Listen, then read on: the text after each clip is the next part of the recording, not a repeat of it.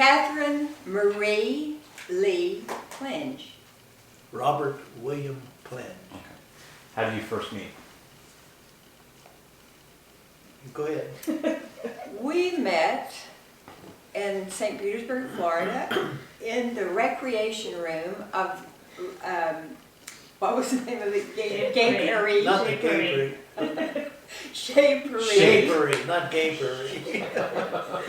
It was gay, I mean, it was a great place. Shea Parade in St. Petersburg, Florida, and we met the first night that I moved into this apartment building. I can give a very long answer. Good. That's a good story. All right, so I had finished my internship and I was working in the emergency room, and I moved there, and this Shapery was supposed to be the greatest place to live, but they didn't have a vacancy. So all day long, my first day in St. Petersburg, I looked around for an apartment, and finally I thought, I'm going to go over and just see what I missed. And when I went there, I met Courtney Cox, who said, "You're in luck. We had a cancellation." He was the owner of the He was the owner of the place, and I moved in, and I was feeling really lonely. I knew absolutely no one. How old were you at this time? 24, 23, Yeah, probably 23. Well, this is in, 66. okay, so I was 20, January 24, January of 66. 24, and moved in, and I was up in my room feeling very lonely, and Freddie, one of the other occupants, came and knocked on the door and said, "Would you like to come down to the rec room?" So I did, and lo and behold, who was there? Freddie. The most handsome, Freddie and Courtney. the most handsome man in the room. So you were in a state of desperation. And- That's how And you- I zeroed in on him like, whoa. Right away. So that's how we first met. Wow, great. That's it. Do you remember me from that night at all? But that's a very accurate description. Yes. Do you want to add anything from your perspective? Yeah. But there was a pool table, there's TV and a pool table up there, because I always told Kathy's mother that I met her daughter in a pool hall. So. And do you remember the meeting Mom that night? Oh yeah, Yeah. sure. And he said, "If you're ever downtown, call me and we'll have lunch." And I was downtown like within a week. So was it love at first sight? Well, it was certainly like at first sight, and It developed into love. Certainly attraction at first sight, yeah. What was your first date like, and where was it? I don't remember really a first date per se. In this apartment building, it was mainly young singles. There were a few young couples, married couples there, but there were mainly young singles. And there were a lot of evening get-togethers. In fact, my apartment was on one end of the quadrangle, and at the other end was the ice machine. And my modus operandi was I'd come home from work and get my ice bucket, walk up to the ice machine slowly, and hope somebody would always invite me in for a drink or something. So it was a lot of us just getting together, and so we did some things together as a group before we actually had an official date, I guess, didn't we? Right, I don't actually remember. We had lunch. That was probably your first date. Yeah, well, that was like an arranged meeting, Yeah. but not a date where he said, "Would you meet me?" Yeah. You know. I don't know where we Actually, met. It was really casual dating. I remember at one of the pool parties you brought a date, the doctor you were working with. Probably did. Yeah. Mimi, no. Actually, to tell the story about when one of the guys that wanted to date you invited you out in his boat. You know what I'm talking Oh, I about? do remember that. He was a surgeon, invited me out on a sailboat and said, "Could I take a friend?" And he said, "Well, yeah." So Just She was a- expecting that a was couple three of you. ladies. that was the end of that. Awkward moment. Exactly. He never asked me out again, which is fine. Yeah, Yeah. that's good strategy. So how long did you date before you were engaged, and how did you propose? We met in January, we got engaged in August, married in November.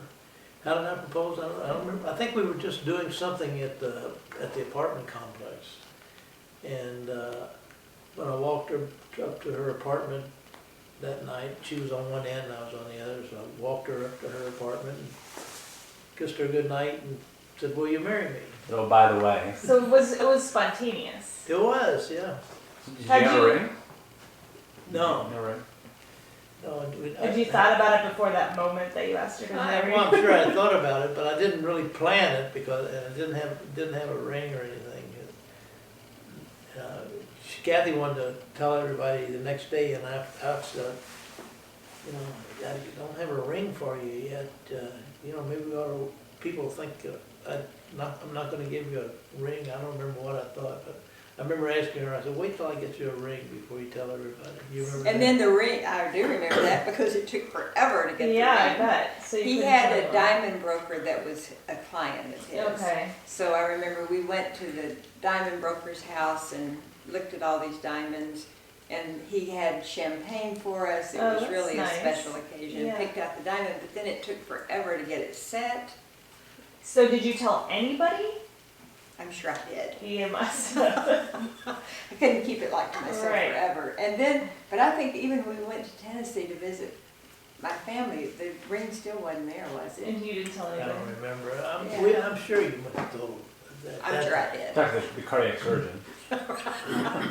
He said, "Don't ask me on the boat anymore. I'm Yeah. not yet, but I've I'm got for it." Yeah. So how much time was there between when you proposed spontaneously and when you got married? And then as a follow-up, where did you get married? And tell us a bit about the wedding. Well, we went on a trip to New York over Easter that spring. I remember we did that, and then I don't know if we did any other trips. But then he proposed in August and married in November, which was really quick. That is quick, yeah. 3 months. Mhm. But it didn't Was take it- long to plan our And big it wedding. was a destination wedding. Tell us about the destination. The destination of Madisonville, Tennessee, and it ended up, we didn't know if anyone was going to come because it ended up being on the Kentucky-Tennessee football game. Oh, I didn't know day. that. Oh, yeah, big time. We had a lot of flack over that. Yeah. And back then, no cell phone, so you couldn't really, see what was happening, thank goodness. And But of no. course, your family from Kentucky, your family from That Tennessee. is Yep. really funny. Yeah. Yeah. So, who even thought? And then when we were planning the date, and we're like, what's that? And Bob said, "What about November 31st?" And I'm like, "Yeah, that sounds good. Let's get married on November 31st." Or February 29th. So he had a sense of humor, Yeah. always, right? That's good. And tell us about, I want to hear your description of your reception, your wedding reception, because that's a It good was- story. It was very traditional. Mm-hmm. It was at JD's house, so we got married in the Baptist church in beautiful downtown Madisonville. Went out to JD's house, and they had pink and blue mints, peanuts, and punch, and a wedding cake. Beautiful wedding Yeah. cake. So that was pretty much it. And what was a memorable event during the reception? Being alone. My memorable event was being alone at my reception at the end. Why was getting that? ready in my going away outfit by myself. And why was that? Well, go ahead, you tell it. Bob. I was busy. You were the observer. You could see what was going on. So during the ceremony, my brother Norman, who had this supposedly great sense of humor, and his cousin Jack Plenge got together and thought it would be great to kidnap the groom. It is really funny. So it's not funny. So in the middle of the reception, the two of them wrestle Bob to the floor, handcuff him, and I'm kind of like in the middle of it trying to save him. And we've got some great photos of this. Bob struggling, his face beet red, right? And they kidnapped him, and they handcuffed his hands behind him. So he's in this morning suit at Tux, handcuffs, and they put him out in the car downtown Madisonville. That And is a people were great, like, yeah. great prank. And so one of the funny stories I think is that Bob got in between a doorway thinking that if he got the boutonniere out of his lapel, he'd be less conspicuous. So he's handcuffed in a tux and going, trying to get the boutonniere out of his, like it would be more. I would think just biting your boutonniere would make you more conspicuous. I'm just saying. No, well, I stepped in they dropped me off at the courthouse steps. Yeah. And so I walked down the street and there was an open door of some kind in a building. So I stepped inside of this little open door to try to get my boutonniere off. I didn't know what else to do, I suppose. But anyway, when I came out, there was a gas station, filling station, just a block or two away. It was run by My cousin, yeah. a cousin. And I went down there and had them cut they didn't cut the handcuffs off, but they cut the chain in between. But So tell how that you went down with your handcuff and the description. I said, as one of those boys said, you have a cold chisel in there, a hammer cold chisel. Of course, I looked conspicuous in this tuxedo in downtown Saturday afternoon. Plus his But boutonniere. the boutonniere's still there. Yeah. Part of the boutonniere was still there. And they looked at each other and they didn't know what to make of anything. And finally one of them says, he's handcuffed. Yeah, he's handcuffed. I said, yeah, I'm handcuffed. Would you mind just cutting the chain in between them? So finally they did. They cut the chain and so I could bring my arms out in front of me. I still had the rings on each. So how did they decide? They just decided you look like you weren't so bad. Did you tell him that we'd been there before for gas or anything? I don't know. He I knew don't my remember. cousin ran it. I don't remember exactly, but. Everybody kind of knew each other. Did you say I just married? Kathy, or- Well, I think, of course, everybody knew the Lee family and knew Kathern and everything, so. And they probably knew the wedding was going on. I mean, it's a small town. Yeah. And So- in fact, before the wedding started, I was standing out in front of the church greeting the guests as they came in, and my cousin Jack always he said, it's the only wedding I ever went, and the high school band high school had something going on because there was a marching band went down the street while we were waiting for the wedding to get started. Jack said, it's the only wedding I've ever been to where the groom stood out in front of the church and shook hands with everybody coming in, and they had a marching band going down Main Street. Oh, fuck. And it's the Tennessee-Kentucky football game that Yeah. we aren't attending, so. So you got back, and Well, then I was went- everyone gone by the Pretty time? much. No, Yeah. well, I had hidden my car. Back then, there was something going on like this. They had kidnapped my brother-in-law and my sister got married. But at any rate, I had hidden my car because I knew they'd do something to it, tie a tin can to it or something. So when I got the handcuffs off, I walked some distance, I don't remember, but one of her cousins, other cousins had a pharmacy, drugstore. Jim Wilson. And I knew who he was, so I went, I don't know, he must not have been at the wedding, I guess. But anyway, I went down to the drugstore and asked him if he'd take me to where my car was hidden, so he did. And I don't know why, I guess they must have let me keep my car keys apparently. But anyway, I got in my car and drove back to JD's house where the reception was, but by then everybody was gone except Kathy, I think. Well, Hewlin Ford was still there, Marlene, my bridesmaids and the groomsmen were still Were there. you My mad? Were you mad at Norman? I was madder later, right then, you were like. Why? What were you? You Well, just the thought more it it was too sunk much. in, it was way too much, yeah.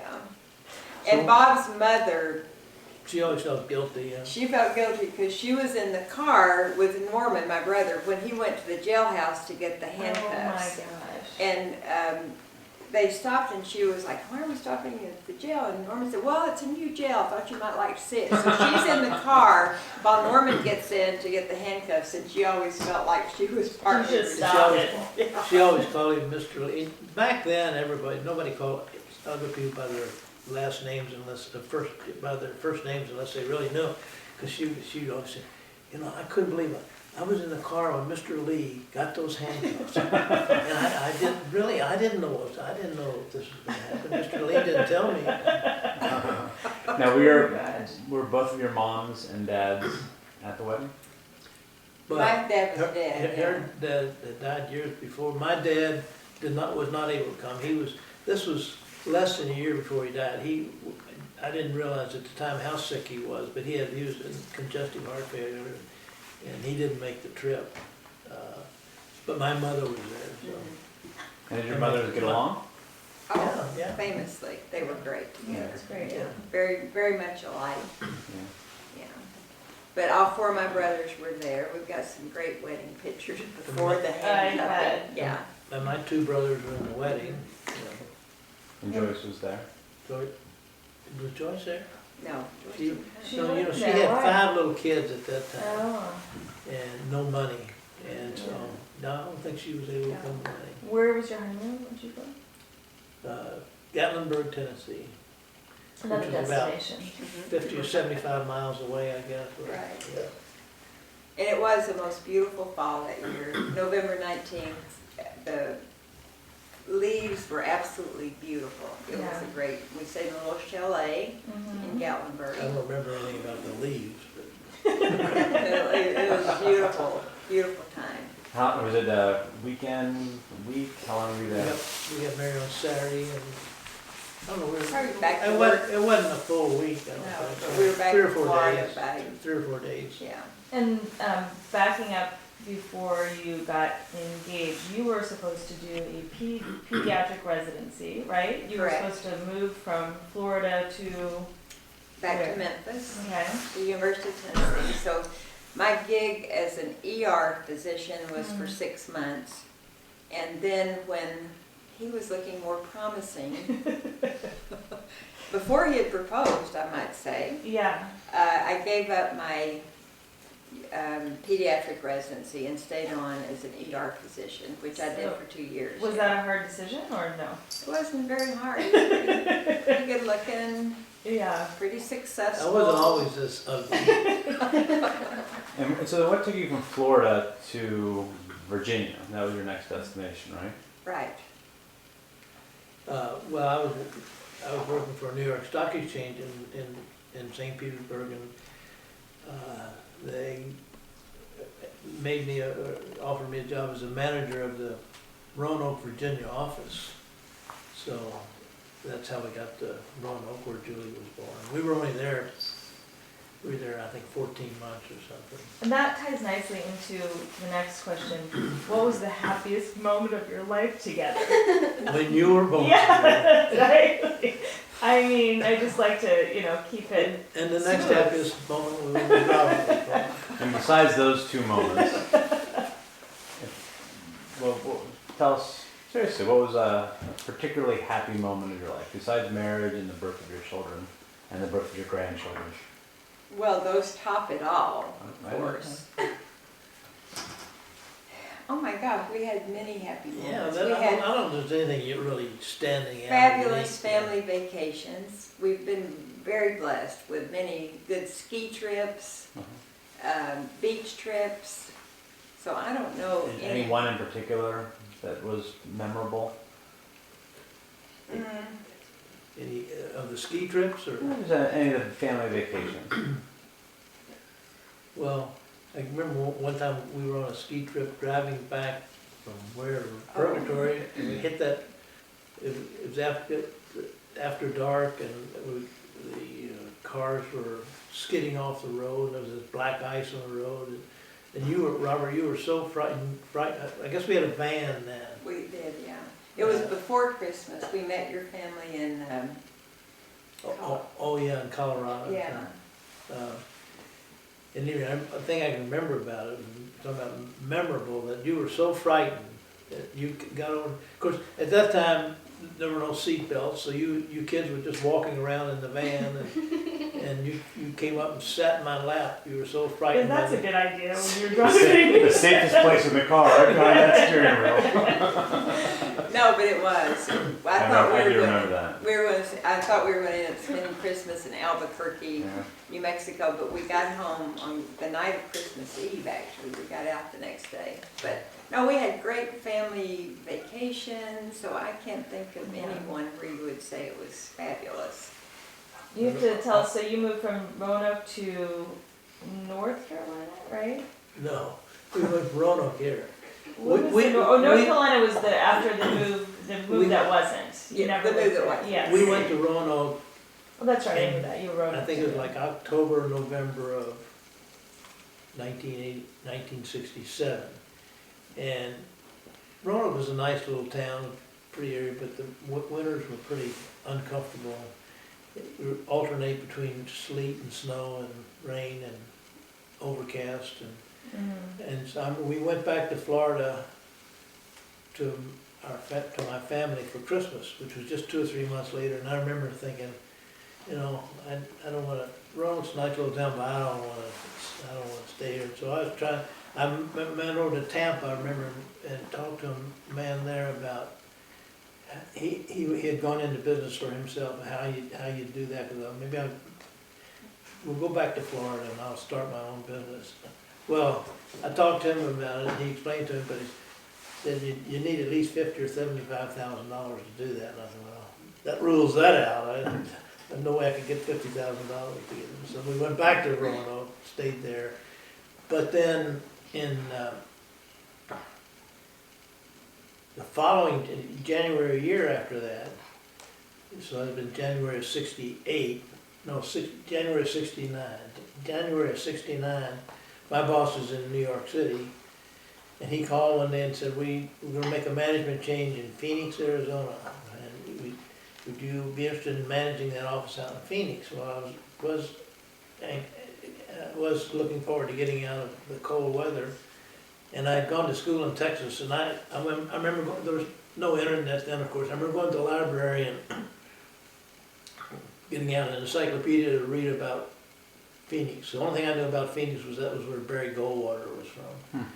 And it was a town of about 150,000 people, and it sounded kind of like Waco, Texas to me, where I'd gone to school. I thought it sounded like a nice little western town. Of course, the encyclopedia was about 10 or 12 years old, and the town had doubled every few years. So anyway, we left he said, go out and take your wife and go out and take a look at it and tell me what you think. So we flew out. We left Roanoke, got on an airplane. We dropped you off, Julie, at Atlanta. At Ernest and Ruth Allen. We went to Atlanta, dropped Julie off at Ernest and Ruth Allen. We flew out here, and it was a day kind of like today, about mid-70s, sunshiny and oranges on the trees. Oranges on the trees and Palm trees. And at that time, the only way in and out there were just terminals 1 and 2. One's been torn down, but it came out on 24th Street. That was the only entrance and exit. And I remember I rented a car before we even got out to 24th Street. I thought, I need to find a telephone. Of course, at that time there were no cell phones. I need to find a phone booth and call them, tell them I'll take the job. Yeah. And, so you knew right away. When yeah. It was love at first sight. Well, you are capable of love at first sight. But anyway, we went back. That was in early January. So then we went back to Roanoke. And we picked you up. Yeah, thank you. We picked you up and 3 weeks later we were in Phoenix. And were you also equally enamored when you? Well, yes, because I didn't think we were going to live here forever. Yeah. I mean, we planned to go back east, to the Yeah. southeast. So, had I known then we would not ever go back, I would have been very unhappy. But it was like, want to Just see the a West. nice adventure. Looks good, an Yeah. adventure. You Yeah. were 5 years, 3 years, or some period of A time. couple years. Yeah. Yeah, I thought. That's what I thought. And so now, tell us about the near North Carolina relocation. Well, Ross Perot bought the firm I worked for, and I could see after a pretty short period of time that he was going to run it. It wasn't going to survive, and it didn't. But about 6 months before it actually went under, I decided, I'd gone. He had called all the managers to Dallas for some meeting, and I remember thinking, and it was a spur of the moment type of thing. You got a call on Wednesday when all the managers in Dallas were meeting on Friday, and it must be something really important. So anyway, I went over there for 2 days, listened to Ross Perot rant and rave. And I remember I came back to Phoenix and told Kathy, I said, I can't work for this guy. So I started looking around. Went to New York to talk to a number of people I knew up there. And at this point, how long had you been in Phoenix when all this was happening? This was 73. And so how old were both of you and how old were we? well, 73, you were 3, Julie was 5. We've been here for 4 years, I guess. And so I went to New York, talked to a couple of people, and one of the firms offered me a job to manage the office, their office, different firm, manage their office in Charlotte, North Carolina. So we came back, put the house on the market, had the movers come, And at this point, were you happy to move back closer to your families? Were you sorry to leave Phoenix, or how did you feel about it? both. We were sorry to leave Phoenix, but we would be back close to our families in Florida and Kentucky and mainly Tennessee. It fit my plan of being back to the southeast Yeah. with grandparents and family. Yeah. So I was happy about it. Yeah. But we drove, let's see. No, we drove over, yeah. Oh, of course Yeah, we did, and We that sold gold most of our station cars wagon and with bought the a dog. station wagon or something, and we drove over to North Carolina.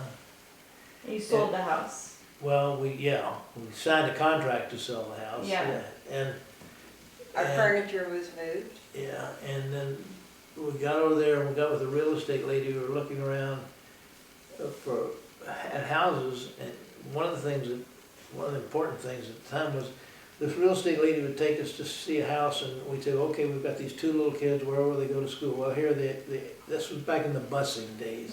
Here they bus the kids over there. So we look at, so how about, is there a school near here? Well, here they're bused over there.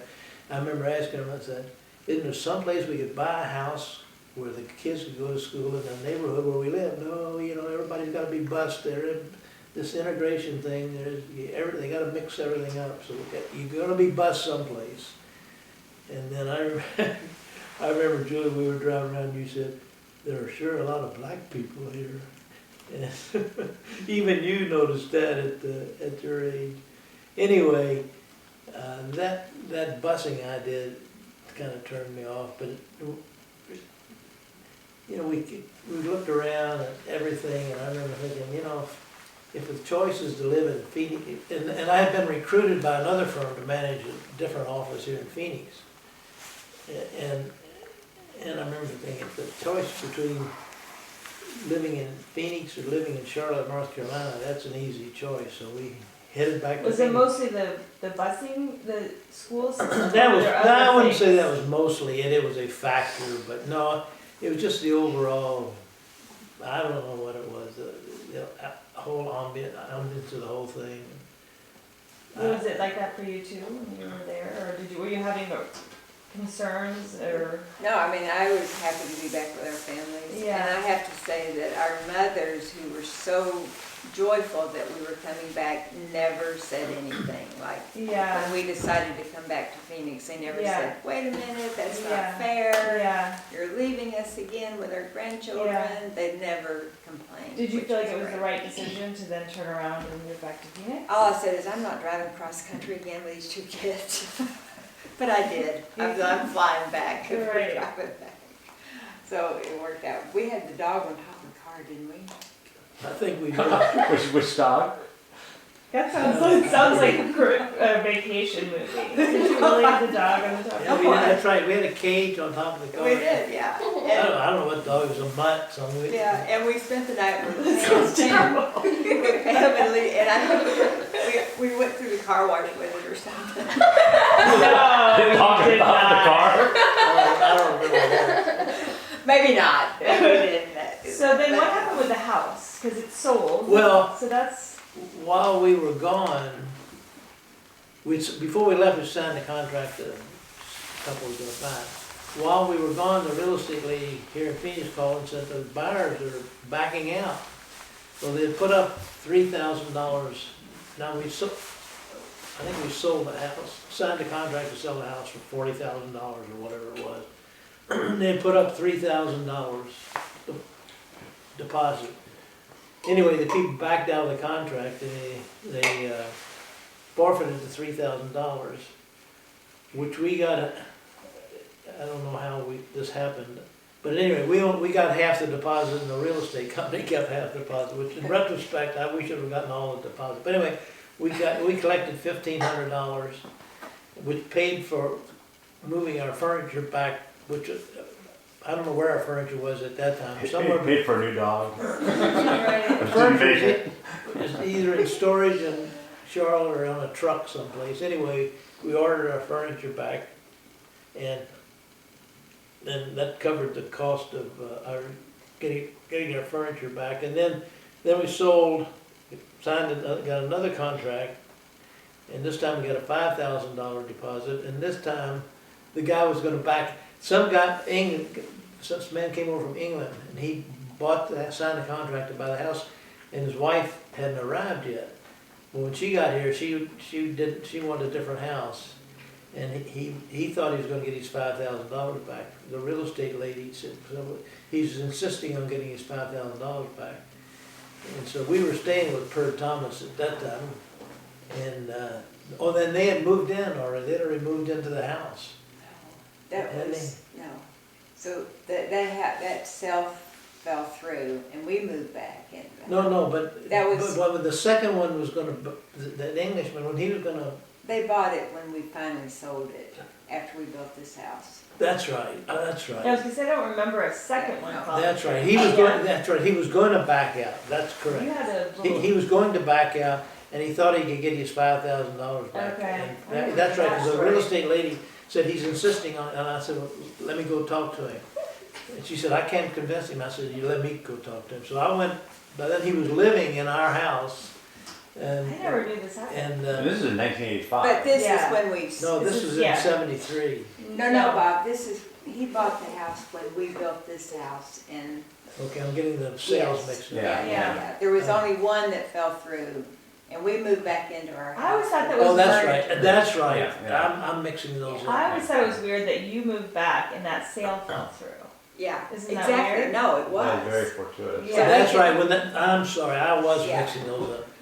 That's right, because when that sale fell through, in the meantime, we had been looking around for another house in Phoenix. When that sale fell through, we decided to move back in. And that's when we built the swimming pool. I love this story. So tell a This- story yeah, about this is So a tell good a story about the swimming pool and Well, we decided to move back in the house. The house was empty, we were gonna move back in, and we decided that we'd build a swimming pool and just stay there. And so while we were waiting for our furniture to come back, that's right, I got those two stories mixed up. We were waiting for our furniture to come back, and we borrowed a card table and a couple of folding chairs from the Thomases, and I bought a foam rubber mattress someplace, and I think, anyway, all the furniture we had was a couple of chairs, folding table, and a mat that we were sleeping on.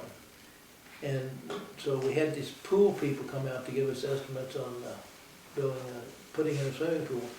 And we talked for a while, and the guy looked around, he said, how long have you lived here? We said, oh, we've been here 4 years.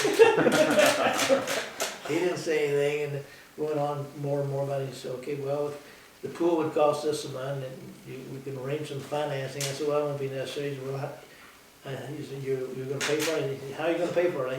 I said, I'll write you a check. I think he looked around and he thought, these people have lived here 4 years, all they've got is a card table and 2 folding chairs, and he thinks I'm gonna take his check for a swimming pool. He just folded up his material and walked out. oh, fine. That's right.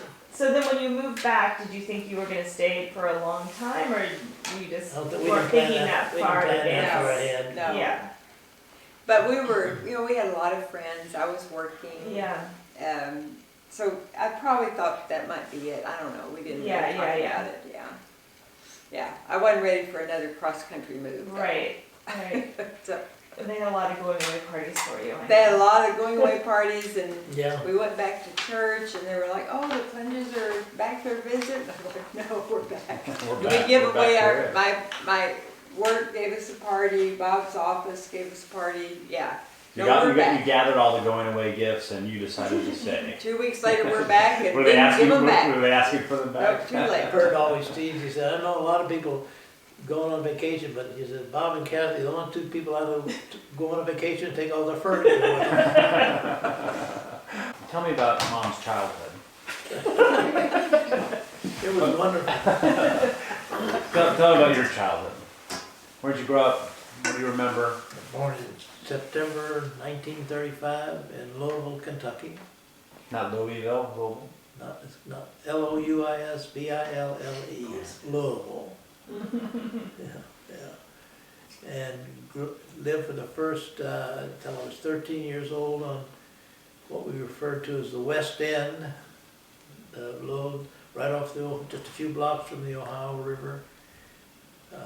Then when I was 13 years old, I was in the 7th grade, we moved to the east end of town, where I finished, lived through high school. And what did your mom and dad do? Your dad, tell me about his profession. My dad grew up on a farm.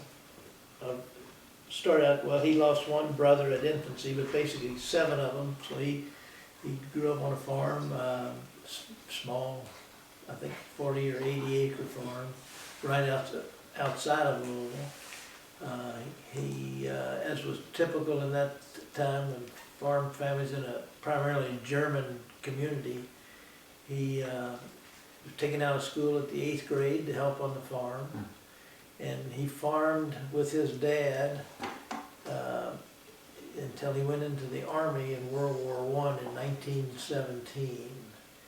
In fact, his papers, his Army papers, which I still have, refer to his occupation as a gardener, truck gardener they call them. They raised vegetables, onions and cabbage and tomatoes and all kinds of vegetables, and then they would take them and put them in a horse-drawn wagon and take them to the market to sell. In any case, when he got out of the Army in 1918, he was then 25, 26 years old. He went to town, as they said, and got one of the few jobs that someone without an education could get, and that was selling insurance. And he did that his entire life. He did not have a college degree. We didn't even have a high school He degree. quit after 8th grade, you Yeah. said, right? Yeah, yeah. He didn't even finish high school. Now, he was pretty well read. He read a lot, and he was, but he didn't have a formal education. But he did that, he was in the insurance business his entire life. He finished his career as the manager of the Louisville division of a life insurance company. My mother, who was 5 or 6 years younger, grew up in a nearby German farming community. I think they met at church. That was the primary meeting places for a lot of people there. She did finish high school, then went to, for many years I thought it was like a junior college. I found out later that she went away to a school in Bowling Green, Kentucky, which was about 75 miles away, to what they call a normal school, which prepared her to be a school teacher. But it was only about a year's education, post-high school education. And she taught school in a one-room schoolhouse with, I think, grades 1 through 8 or something like that, all in one room. Wow. And she taught school for a number of years. And then, I wish I knew more about this. Unfortunately, I never asked her like you're asking me now, but somewhere along the way she went to work for the L&N Railroad, some type of, I guess, secretarial type job. And that's when she and my dad got married in 1926. Okay. And that she was working there at that time. After that, she was a stay-at-home mom. So. Okay. And tell me about your brothers and sister. I have an older sister, Joyce, who's 7 years older than I. She had 5 children, was a school teacher her entire life. My brother Martin, 15 months younger than I. We were very close in age, and when we were little, very, very close. And then I had my younger brother, Lynn, was born in 1940, 5 years younger than I. Lynn died about a year and a half ago. Martin is now just had his 80th birthday and is living in northern Mississippi, just south of Memphis. And tell me a childhood memory that sort of sums up, to the extent that it's possible, your childhood. Well, my childhood memories are pleasant. I don't remember anything negative about my childhood. everything was oriented around the family. I had three kids in my mother's family, married 3 in my father's family. So I had a number of cousins with whom we had common grandparents. Mhm. And everything It was revolved, everything was legal. everything was legal. Yeah. And there was no incest. But everything was resolved around the family. And we knew where we were going to be every family holiday. We knew that on Christmas Eve we were at my grandmother's house, at Christmas Day we were at this aunt's house, and New Year's Day we were at this aunt's house. Thanksgiving was always at my mother and dad's house, but everything revolved around the family. And July 4th? July 4th was the biggest time of the year for us. We would spend the entire family, well, I don't remember, probably 50 or 75 people, I guess. Excuse me, we'd all stay out at an aunt and uncle's farm, big farm out on the Ohio River. So we'd have people, it was an old antebellum house. When I was a real small kid, they didn't have inside plumbing. Most of my memory, they did have inside, but they still had outhouses. But there'd be about 50 people sleeping on floors every Wow. place. Wow.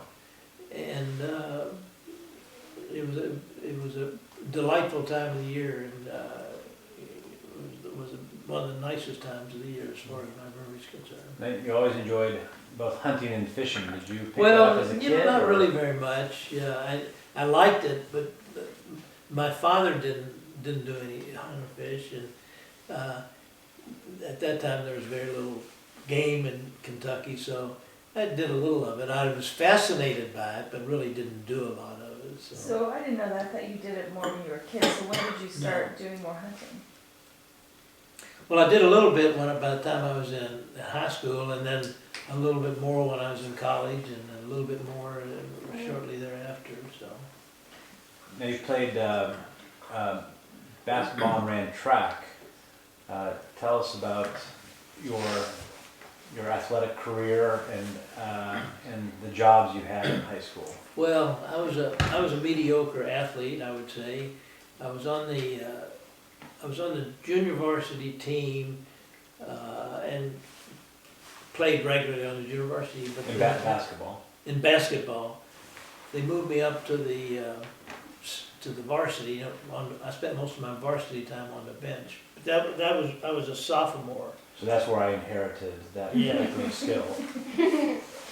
And I probably found it, but after my sophomore year, I turned 16, and then I ran track. I ran the hurdles, high hurdles primarily. Anyway, when I turned 16, my dad said, well, you know, playing basketball and running track, those are nice games for little kids, but it's time to get a job. So he got me a job. When you turned what age? 16. 16. And so after that, I couldn't play basketball anymore. I was one of the 2 hurdlers we had on the track team, and when the coach said, I told him I couldn't run track anymore because I had to work after school, he let me arrange with my boss at my job to take off. I think our track meets were Friday afternoons. I could take off Friday afternoons to go to track meet, but I never practiced because all the rest of the afternoons I was working. So my track skills, which were mediocre at best, were even less. So the only track meet I ever won was one time I had a tailwind that blew over about 3 of my hurdles. So I didn't have to jump. So you didn't attend college on a track or No. basketball No. scholarship. So you were in Kentucky, Louisville, Kentucky, and you went to school in Texas. Tell us about how you made the decision to go to Texas to go to college. Well, when I worked all through high school, by the time I graduated, I'd saved up, I think, $1,800. Now, that doesn't sound like a lot of money, but at that time, I could go to, it cost me about $1,200 a year to go to school, to go to college, covering everything, tuition, books, room, board, haircuts, the whole works. I could go for about $1,200 a year. Well, so I had about a year and a half's money. My dad wanted me to go to the University of, he thought there was no reason for me to go any place but the University of Louisville and stay at home and so forth. So, but I had enough to at least start. And I never thought it any further ahead than about a year anyway, so. Mhm. Anyway, my best friend was going down there, and his brother was already there. And To Baylor. to Baylor in Waco, Texas. But I was thinking earlier when you were talking to your mother about it, my mother went to my high school graduation. My dad didn't because it was, I don't know, during the afternoon, I think, or something, and he couldn't take off work. Neither of my parents ever were at Baylor where I went to. When I hitched a ride down there with the parents of a girl I'd gone to high school with. And it's like kind of like your mother said, they dropped me off at the dormitory with my one suitcase, and that was it.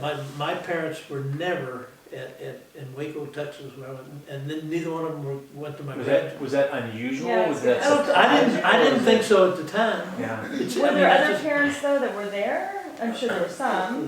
I'm sure there were. Of course, most of the students were from Texas. Most of them were within driving range. Mm-hmm. But and my roommate, his parents didn't deliver him because he used to ride the same way I did down there. But his parents would come down once a year to see him, and I don't remember whether they came to his graduation or not. But neither of my parents were at my graduation, and I didn't think anything about it. That's just the way it was. So when you decided to go to Texas for college, was it contentious with you and your parents? Did they say wanted you to go to school in Louisville? No, I knew my father would rather me stay at home to go to the local university, but it wasn't contentious. And you have to remember, they weren't involved, so my father didn't finish high school. He didn't know anything about how you apply to college. I mean, I don't. In retrospect, I don't know how I figured it out, but I mean, I made an application to Baylor, and whatever I did got me in. Yeah. But it wasn't like my parents gave me any advice or helped me or participated in that in any way. And you, I think you really enjoyed college. Oh, I loved it. So tell us best 4 years. Tell us a little bit about your college experience and some of your friends, parties. Don't tell us about girlfriends, but. Well, I don't know. The student body then, undergraduate student body there was about 5,000, which at that time was a pretty good sized school. Now schools are huge, but that was kind of an average sized university at that time.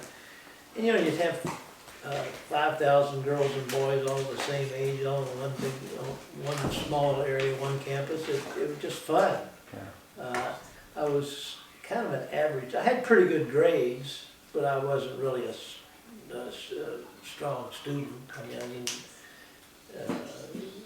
my grades were better than average, but I just enjoyed the whole thing. We didn't have national fraternities or sororities. We called them social clubs. They were the same thing as fraternities, only they had no national Greek affiliations, and we didn't have a fraternity house. But I was in one of those. In fact, my later years was president of our fraternity, and I was on the student council for a while, and in the what we call the inter-club council, and so but I just had a lot of friends and had a lot of fun. So tell us one story that we had never heard before about your college life. Well, you have to tell me which ones you have heard, and then I'll try to figure There must be something that you haven't told us that's a good story that, not incriminating, but, well, if you want, you can certainly tell one of those, but just a particularly memorable story that maybe... Well, you talk about things we enjoyed. I had, as I said, a lot of friends, did a lot of things. We partied a fair amount. What seemed to, when I read about these party schools now, I mean, ours was nothing like that, but we had, I do remember that the girls had to be freshman girls had to be in their dorms. Well, first of all, the girls had to live in the dorms the whole 4 years. Boys didn't have to live in the dorms. The girls had to live in the dorms all 4 years. Freshman girls had to be in the dorm at 8:30. PM or AM? 8:30 p.m. I think the sophomores maybe at 9, and then the juniors and seniors could stay out till 9:30 or 10 or something. Wow. So if we had some kind of party or went on a date, and the girls had to drop the girls off by 9 o'clock, because they locked the dormitory doors then, and the only way they'd get in after that would be to ring the doorbell. And in any case, well, a lot sometimes we'd drop our dates off, then we'd go out and have a little beer party someplace and come back and serenade the girls outside their door. Would you have a favorite song that you would actually sing? Yeah, well, yeah, I remember we had the Whiff and Poop song, and I'm not familiar with this. Can you hum a few bars? Give us a few. And that old Gang of Mine, I remember that song. We would sing some of the songs we would sing to them, but it was just a fun time for me, and I got a good education, I think, and each summer I would come home to Louisville and work in the summer, and I could save about $800 or $900 during the summer. What did you do? What kind of work did I you worked do? at well, when I was in high school, I worked at a A&P grocery store. And my summer job was I was unloading box cars and loading and unloading trucks at a wholesale grocery warehouse. And I made 90 cents an hour then. But I saved almost every penny that I made. Yeah. So with what, like I started out with $1,800, probably came home with my dad gave me $600 a year. He said that's about what he would. What he would have paid. Yeah, so he gave me $600 a year. So I had to come up with about $600 a year. So when you wanted to go to Baylor instead of stay local, what was your main reason, or what? Just want a different experience, or? I had a friend, an older friend who was already down there. My good friend best friend in high school. He was going down there with it because his brother was already there. Yeah. And Did you stay friends with those guys? Well, one of them died some years ago. One of them I stay in touch with through Christmas cards. So I stay in casual contact with them. And what today there's so much emphasis on majors. So what was your major, and how did you think about how that would actually lead to your career? Well, I really didn't think in terms of a career. I think I was in the business school, majored in economics and finance, which, as it turned out, was the proper thing for me to do, considering the business I went into. But when I got out of college, I didn't have any particular plans. I came back to Louisville, and first thing I did was, at that time the draft was still on, so I went down to the draft board. I graduated, I think this was in June of '57, whatever the month was, and I went down to the draft board because every boy had to register at age 18. They registered to the draft. So I went down there and I said, "What's your stat?" I asked them what my status was in terms of the draft, and they said, "Well, we'll probably draft you in about 3 months." So I said, "Well, if you're going to draft me in 3 months, I might as well go." So I joined the Army in anticipation of that. And so there wasn't, I didn't really have any plans except to get a job. Yeah. And so. And did you want to go back home, or did you want to go somewhere new, or you hadn't gotten that far either? I didn't think Yeah. about that. I mean, I thought I liked Texas a lot, and then might have looked for a job somewhere in Texas, except I spent the next 2 years in the Army. So And where were you stationed?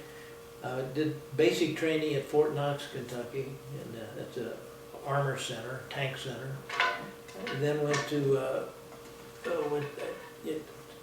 everybody takes a battery of tests when they go in, so to find out where they want to send you. And so they sent me to the Army Intelligence Center, which was in Baltimore, Maryland, Dundalk, Maryland, a suburb of Baltimore. And I went in trained for the counterintelligence corps. Mm-hmm.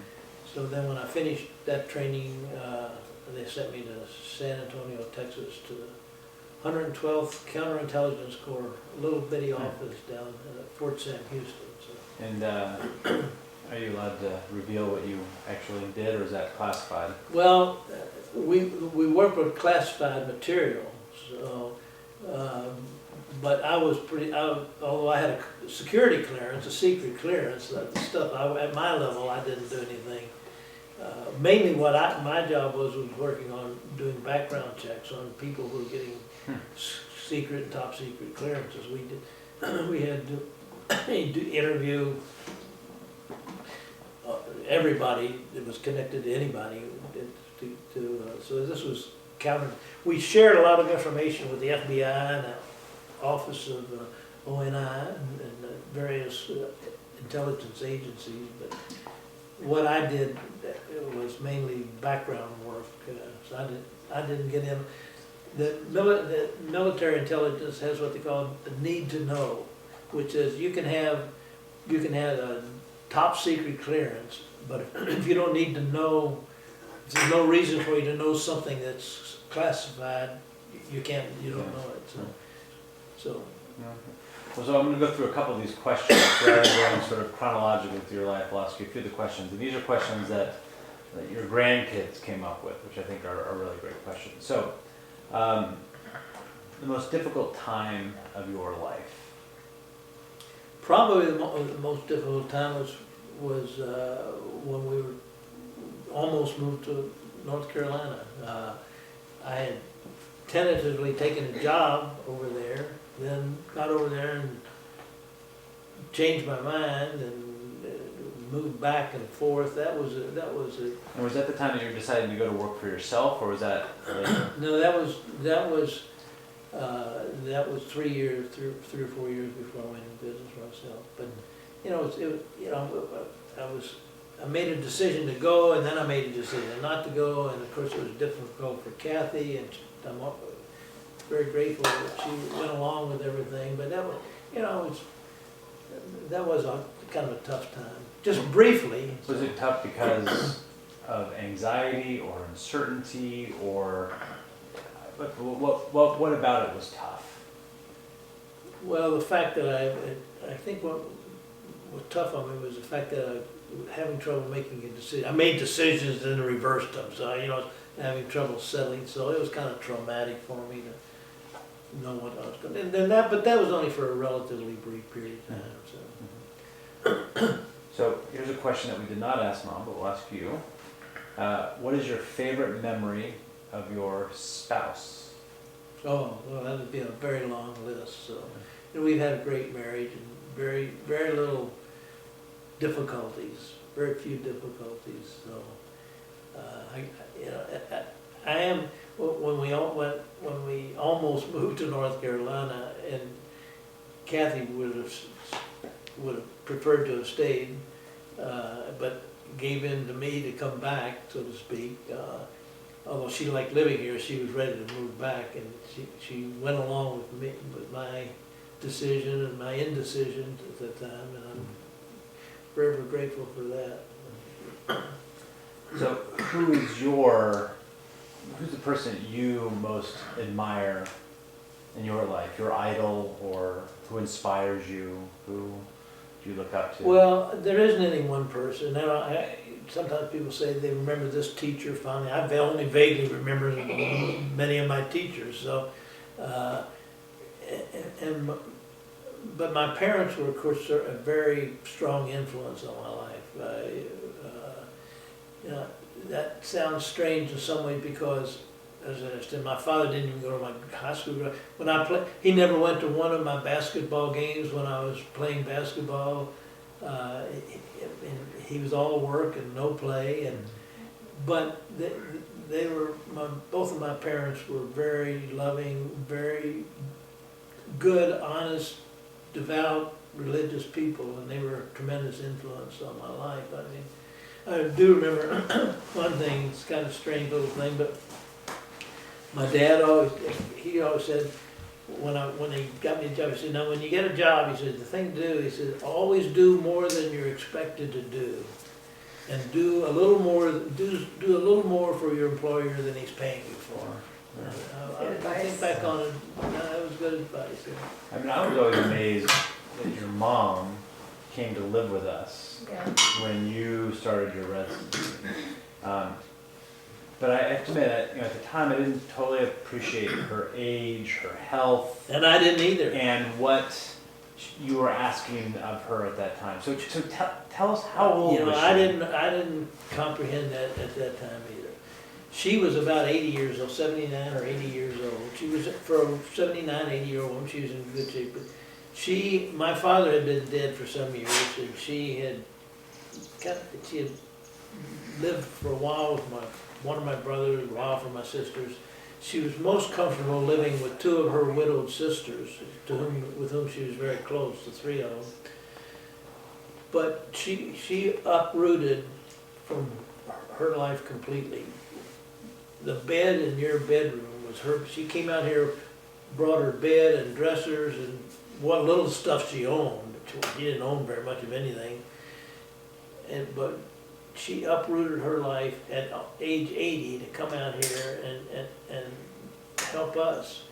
And we told her when Kathy finished her training that she was welcome to stay with us. And I think She had enough. I think the day after Kathy finished, she was on the plane. Is that right? Yeah. I remember that. Huh. Yeah. Is it because it was hard? Well, Or- she wanted to be back living with her two widowed sisters. They were very, very close. Always were very, very close. She didn't really have many friends here. Because she was babysitting every day, 7 days a week. Yeah. Didn't drive. A car. Yeah. I would take her to church every Sunday, but then she knew a few people from church, and she knew a few neighbors, but she didn't know anybody here. She was So she did that for how long? 3 years? 3 years. And I mean, it was a tremendous sacrifice for her, which I did not recognize at the time. First of all, I wasn't 80 years old at the time either, so I didn't realize how hard physically it must have been on her. Now, can you imagine doing that now? No. you have a hard time visiting us for a week, let alone for Yeah. 3 years. Yeah. And did you become closer with her during that time? that she- Well, we were always close. Yeah. Closer? Well, we were closer because I saw her every Yeah. day, yeah. So, Mom, Yes, you were born in Tellico Plains, correct? correct.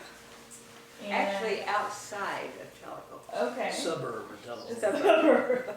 Where? What was it called? Well, Monroe County, Tennessee Okay. is what I think my birth certificate says. So, Tellico Plains, Tennessee, to Clement Lee and Nancy Emmeline Lee. Okay. Huntley, yeah, The youngest of 8 children. yes. And at that time, I guess everybody had big families, but was your family pretty big? We were quite big, actually. Even for that, my father's brother only had one daughter. They Okay. lived across the hill, and we had 8. Oh, really? Your father's brother had one daughter? I Uh-huh, never heard right. that. Okay. And so, youngest of 8 kids, and tell us about where you lived, your house, and a little bit about your neighborhood. Okay, we lived on a farm, a 40-acre farm that my parents actually farmed. I mean, we had animals, we farmed our food, we grew our food, and my father and 4 older brothers hunted, so we often had wild game to eat. Chickens every Sunday, killed a hog in the winter, which we had throughout the winter. Okay. But we were basically farmers, Okay. yeah, So your dad was a farmer. That was his job. right, Okay. right. I don't think I knew that. Yeah. Okay. And what was your house like? So, the house was quite small. So downstairs, it had a downstairs and an upstairs. Downstairs were 4 rooms, Okay. no hallways, they were just contiguous with each other. So you walked from one room into the next room, into the next room. Okay. Then there was a stairway, and there were 2 rooms upstairs, Okay. in which there were 2 double beds in each room. The girls, 4 girls who were the youngest, 4 boys who were the oldest, shared those bedrooms. So 4 kids per room. 4 kids per room. Okay. No bathroom. It was an outhouse Okay. until I was, I don't know, 8 years old probably. Okay.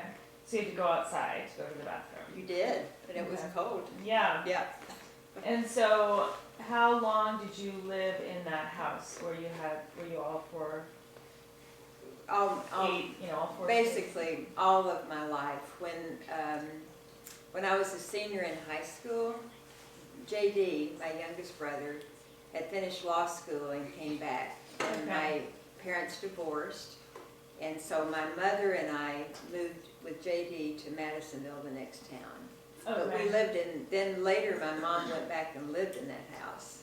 Oh, in that same house. I didn't know Yeah. that. After JD married Sarah, my mom went back and lived in that house Okay. again, yeah. And so, and when you think about your childhood, was it, what are your sort of memories of what your childhood was like, say early childhood, when you were very young, elementary school age? It was, you know, we lived on a farm, it was fun. Mm-hmm. We worked in the fields, we worked in the yards. We were busy. Yeah. We were the hands, we were Yeah. the work hands. So we had, our tobacco crop was our cash crop, and we wormed tobacco. So we were sitting in the fields, and we'd actually pick the worms off the tobacco so they wouldn't eat them. And we handed off the tobacco, we picked the cotton. Okay. That was again our cash crop. So Yeah. basically we're the farm hands. And so, did you That's feel, why they had so many kids, so we could keep Yeah. working. did you feel like it was hard work at the time? It sounds Yeah, it like was pretty really hard work. Was it just sort of accepted, like this is what you did, or you felt like it was pretty hard work? It was hard work, but it was totally accepted. I mean, Yeah. and then I had migraines. As you know, I passed Yes. the migraine gene on Yes. to everybody. So I got what my mom would call sick headaches. Yeah. Was I was working in the fields where it was hot, I would get a headache, white around the mouth, and they were like, oh, Kathy has a sick headache. So then awful. I often had to stay home and cook for the whole family. Okay. How old were you when you were cooking for the whole family? I mean, 9, 10, yeah. Really? Yeah. So you would cook a meal for the whole family Yeah. when you were 9 years Yep. old? Yep. And when that happened, were your siblings sort of, did they resent the fact that you weren't working outside and No, doing I mean, things, or you everybody were was hard? working. Everybody was working. Yeah. And how did you feel in terms of like, I know you didn't have much money. Did you feel like you didn't have money in relationship to other people in the community, or was everyone similar? How did you feel in terms of your? No, we knew, I knew we didn't have much money, but there were people who were much poorer than we were. Yeah. That we actually gave stuff to. Yeah, My mom was very generous. Yeah. Take food to and you know, gifts or something that we might have outgrown, she Yeah. would do that, so. Were you It was close? a basically poor community. Right, Telco. Were you close to your sisters? I was close to, okay, so keep in mind, I'm born in 1941. Right. The war started. My 4 older brothers all served in World War II. JD did not join until like 45. Okay. My 3 older brothers were gone throughout the first 5 years of my life. They Right. weren't there. So just Right. my 3 sisters and I were home, and JD, who was Okay. still in high school. And then he joined the Army at the end of the war because he wanted the GI Bill of Rights. Okay. And then my brothers all came home, but by then I'm like 6 years old. And you hadn't really even seen them. That's No, they interesting. were all gone. Yeah. And tell us about, I want to get back to your brothers too, but what were your sisters like when you were growing up? You had Jane? I had She was, Jane? Louise was and- 10 years older Yeah. than I, Yep. and married relatively young, right out of high school. Okay. So, how old was I? So I was like 8 when she married and left home. Mm-hmm. And Jane, I was close to her. My sister, 2 years older than I, fought all the time. Mm-hmm. So Sue. Sue, Yeah. yeah. So we were not real close, I have to Yeah, say. never, when you Yeah. were younger. Yeah. And then I know you were close to your brothers, who you knew like, as you got older. Right. Well, Right. when they came back, I'm the baby sister, and they were really good to me. Yeah. And I've always told Sam, be good to your sisters because my brothers were so good to me. How's that going? It's working. I mean, look There how he you go. treats his sisters. He listens to his Mimi. That's good. Yeah. And my brother Charles was a prisoner of war for a year, so Yeah. he was captured. So I have 3 brothers in World War II. A brother who's captured for a year and a day, And so my parents lived through that. Yeah, I which was can't even imagine. Really, I mean, yeah, Oh, it was yeah. really tough. And then the other two still in the service, and then JD, who wanted to join, and my father signed my mother's name for him. Because he was too young, right? He was too young, Yeah. and my mother would never have signed for Right. the fourth son to No, go. no. Oh my gosh. But it was a good decision. Yeah, it worked out. Yeah. Yeah. And how old were you when your parents were divorced? 12, Okay. And that was very traumatic, I'm sure. yeah. And was it traumatic for everybody, all the kids? Some of them were gone and Oh, yeah, older. well, Probably the- hard for you because you well, were still home. The only two, well, in the meantime, my sister Jane was killed in a car accident Yeah. when she was 18. Yeah. So there's 7 of us left. My brothers How old were came you? back How old were you when she was killed? 11. So you were 11. So it didn't go a couple of years. So Yeah, you were right. 11 really when she hard. died in a car accident. Right. And then Yeah. And Louise had married and left. She had Pam, who's 10 years younger than I. So I'm 10 when my first niece was born. So it's quite a span Right. of ages here. Right, right. So I'm 10. My sister died when I was 11. My parents divorced when I was 12. And how did your mother support the family? My brothers supported her. Yeah. Yeah. Okay. And how did you hear of your parents' divorce? What? I don't know much about this story. I don't know if I can tell it. Okay. So it was hard. Sorry.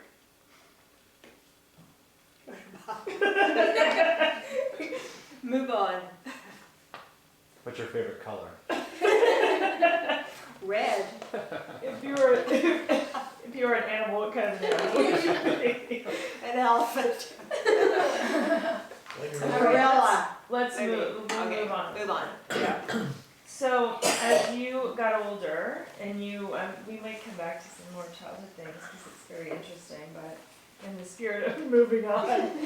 So you were graduated from high school and went to college. So talk about let's talk about your high school years. Is there anything like of that you remember during your high school years? How would you describe that time in your life? I know more about your college It and was, med school. high school years. was good. Remember, our high school was very small, Yeah. so you went to elementary school on one side of the school, and when you went to high school, you just walked across the hall, and the other side was high school. Okay. So it's all one big school with Yeah. a football field down at the bottom. We had a football team. Yeah. I was president of my freshman class Oh, in high school. okay. And very How active. many people were you were president over all 3 of them, or was there more than that? There was 4. No, there were about 50 in my class, I think. And active in high school. It was a good time. And Yeah. then, so when I'm a junior in high school, JD finishes law school, comes back. My mom moves with him. We moved to Madisonville.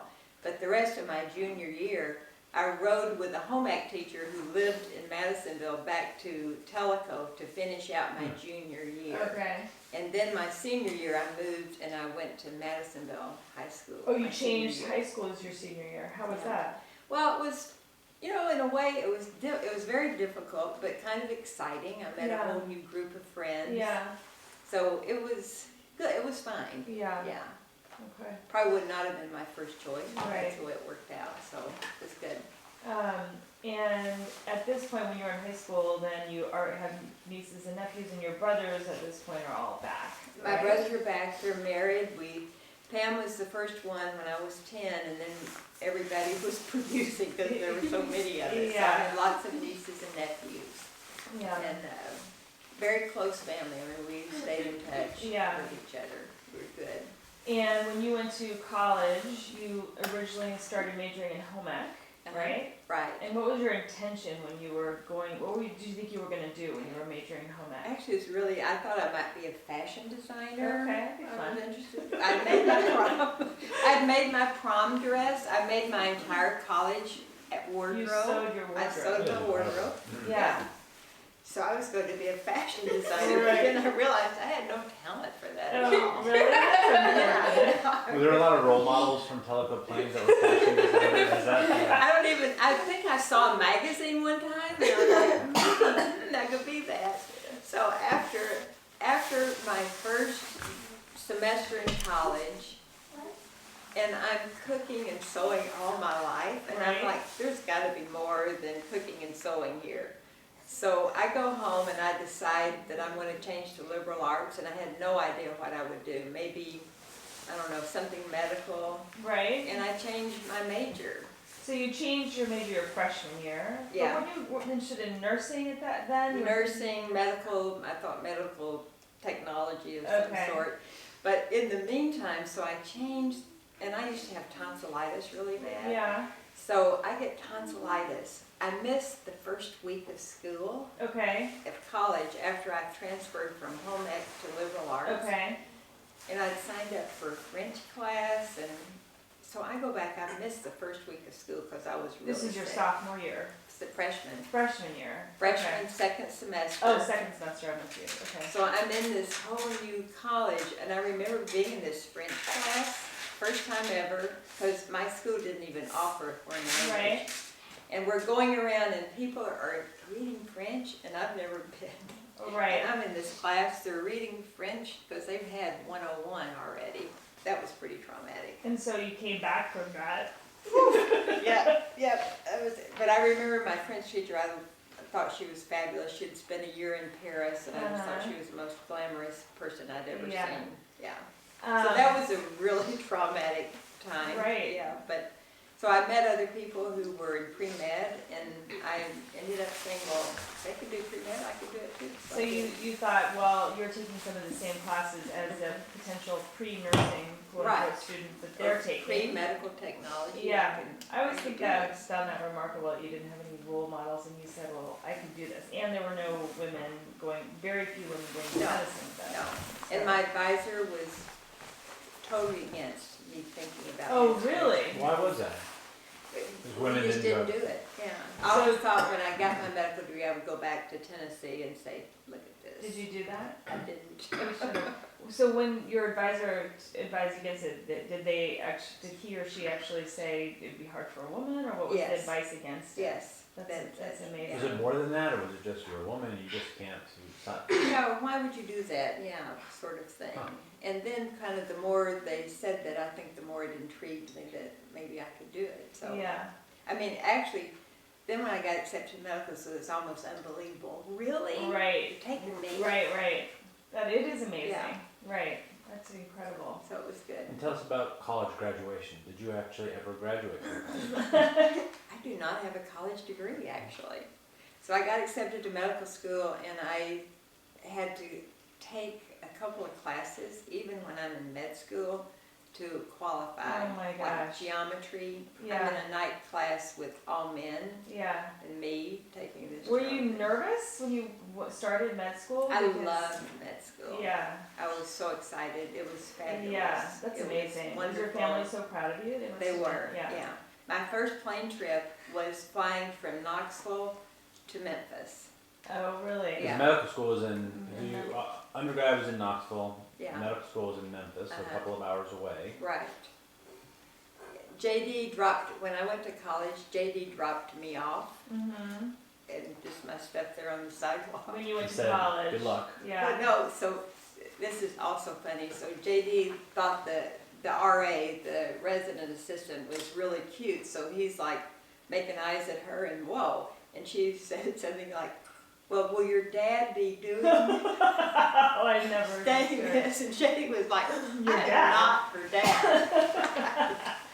So Oh my then when gosh. I went to medical school, they just sent me on a plane, and Yeah. friends that we knew from Madisonville met me and took me to my dorm. Okay. How did you pay for college and med school? So at that point, I had a ton of loans. Yeah. My brothers helped me. Yeah. JD especially helped me. He was not married at that time, so Yeah. he helped me a lot. And then I borrowed money from Yeah. the American Women's Medical Association, the American Medical Association, went to a bank in Maryville and Wow. with my mom and asked for a loan. and That's they gave it amazing to me. too, right? Because you Yeah. had to figure all that out on your Yeah. own, basically. But Because nobody was tuition- really showing you how to do any of No, that, right? tuition was was, I mean, so low. Yeah, I'm thinking like $75 a quarter or something, Okay. really low. Yeah, yeah. They made it, yeah. okay, And living, I mean, you could live very frugally. yeah. I have questions here that I'm kind of going with my own questions, but there are questions that are great questions. If there would be something you might want to do over, what would it be and why? I loved my career. I would do that again. Yeah, I think I've told you repeatedly, I would have had more help along the way. yes, yeah. We were always saving, and it seems like, and that I would have had more help Yeah. for me. Yeah, Was it yeah. really difficult as a child, and she needed special assistance? You guys or? were great. You were healthy. You did your own homework. I mean, you were great. So, but that's the only thing I think I would have changed. Yeah. What was one of the most difficult decisions you had to make in your life, would you say? Doing my neurology residency, I think, was probably the most difficult decision because you guys were 6 and 8. Yeah, Yeah, 5 and 7. 6 and 8, I think. Yeah, and it was a 3-year commitment. Yeah. I'd been out of school for years, Yeah, out of academics. yeah, And then Bob's mom agreed to come and live with us. yeah, that's amazing. And had she not done that, I would never have You wouldn't have done done it. But I think that was probably the most difficult decision. Just thinking that I wouldn't be home when you came home from school. Yeah. And it's 3 years, for heaven's sake. Yeah. It was tough. And I'd been out of academic medicine. Right, and you So- probably didn't have a lot of other peers or friends who were doing, obviously not medicine, but who were working like that. Like that, either. yeah. So, But I knew I didn't want to stay in family practice. I met Yeah. neurologists, and I thought this is an upper class specialty. yeah, With You people. thought you could make more than $15 an hour. I did, and Yeah. that was, Is that how much you were making in family practice, $16 an hour? yeah. so we could keep going on and on, but I have a couple more questions just to finish up, because we could keep talking about your childhood for many Yeah. hours and your experiences. Do you have someone, it's written down here as who's your idol, but who would inspire you the most and why?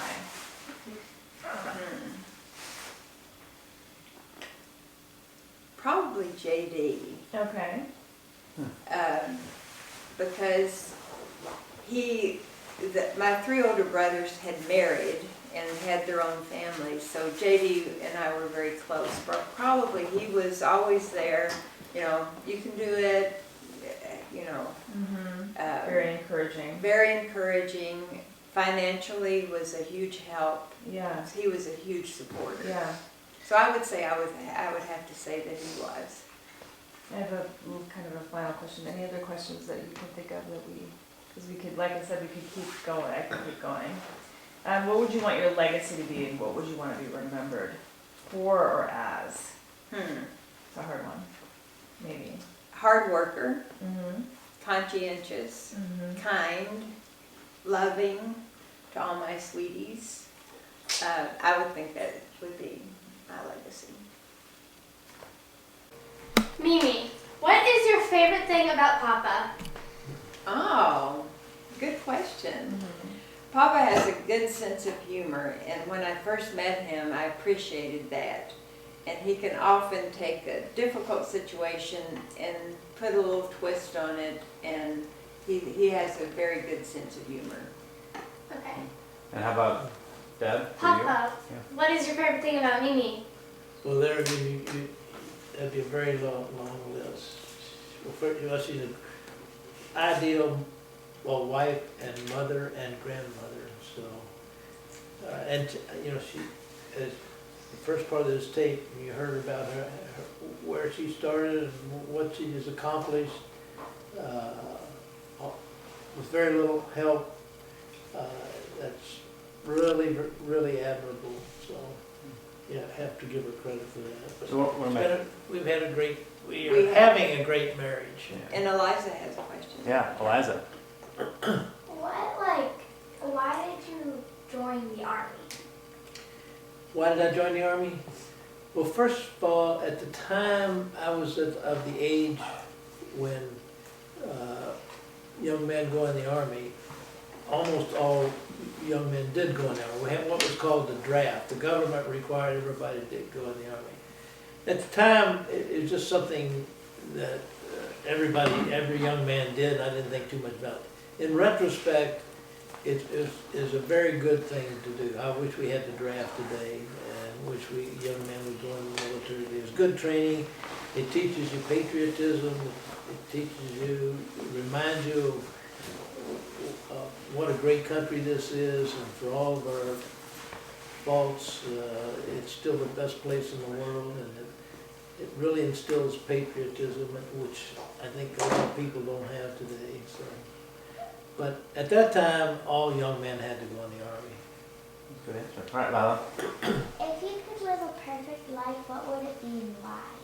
If I could live a perfect life, if I could live a perfect life, I don't know what it would be, but it would be to do whatever I could for you kids, or for your mother and your father and your aunts and uncles and you and all of your cousins. My perfect life would be making you happy.